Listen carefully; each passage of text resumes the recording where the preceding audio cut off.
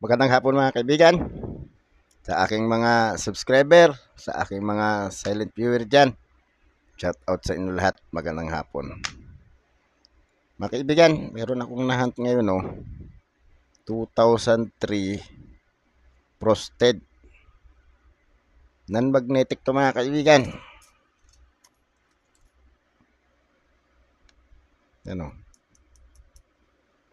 non-magnetic yan. Frosted siya kaso lang hindi makita masyado na.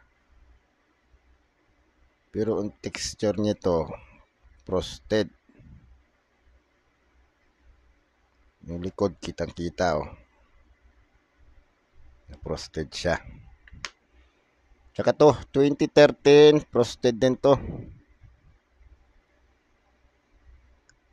Ito ang magnetic.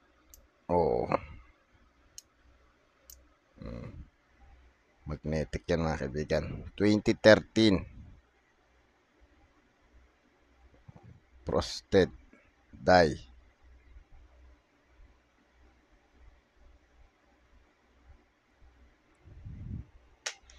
Mga kaibigan, meron nga pala ako ditong dalawang nickel Ito ay 1996. Di ba ito o P? P. 1996 P. Jefferson nickel. Kaya itong isa 1941 to mga kaibigan Pero walang mint mark to. Wala rin sa likod. Kasi dito dapat yan pag walang mint mark sa harapan, sa likod may mint mark yan. Itong pag-usapan natin mga kaibigan. Mga kaibigan, baka naman pwede maglambing ng subscribe. Pa-press ang subscribe, pa-press ang notification bell, pa-select ng all para ma-notify kayo pag ako nag-upload ng video. Pa-like na rin. At kung gusto nyo i-share, pa-share na rin. Mga kaibigan, unahin natin yung pictures nya. 5 cents. Jefferson nickel first portrait. Issuer United States. Period Federal Republic.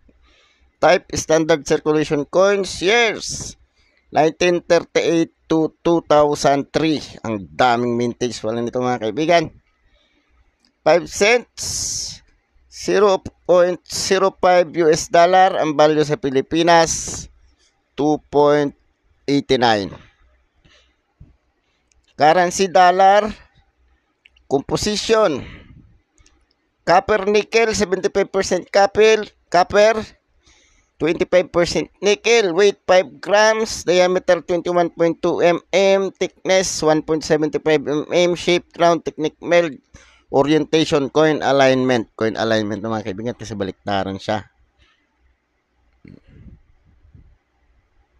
Baliktaran yan Obverse, the portrait of Thomas Jefferson, the third president of the U.S.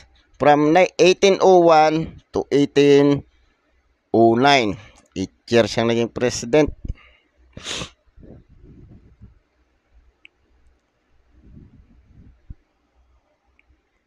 Si Thomas Jefferson. Ang sabi, in God we trust, liberty, year. In God we trust, liberty, tsaka year.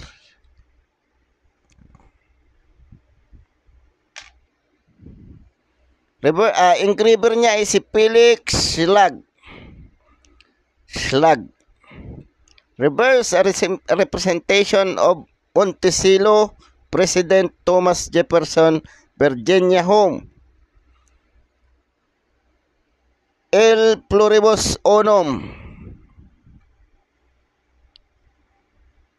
El pluribus unum, Monticello, 5 cents, United States of America, nasa baba.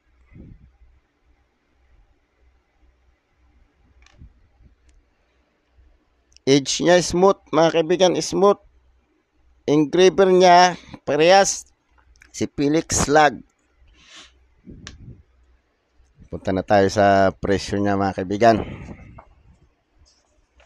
Ang 1941 ay apat na klase. Isang proof at saka walang mint mark, at saka may mint mark 41D at saka 41S. Ang 41 na proof, ang mahal niya mga kaibigan, 2,300 for 0.4% lang. Itong hawak ko mga kaibigan na walang mint mark, walang mint mark ito mga kaibigan eh. Yan o. Wala ring mint mark sa likod to.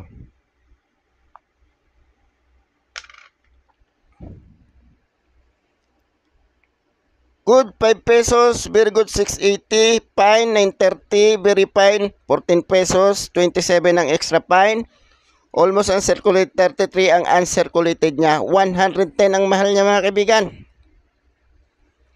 Ang D naman, good 560, very good 12 hanggang fine, extra fine 17, very fine 27, 300 ang almost uncirculated. Uncirculated niya ay 500 pesos. Ang S mga kaibigan, very fine lang, 33 pesos.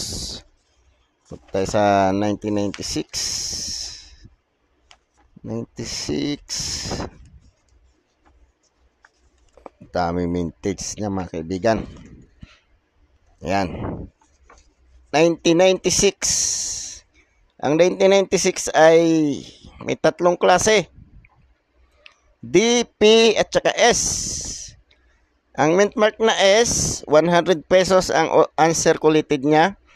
Ang P, good 310 hanggang very good. Fine 520 hanggang extra fine.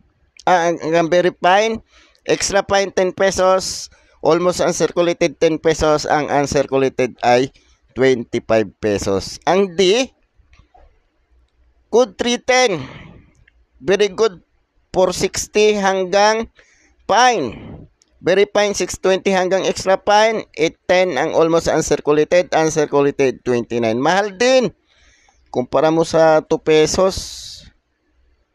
2.89 centavos. Mahal din siya.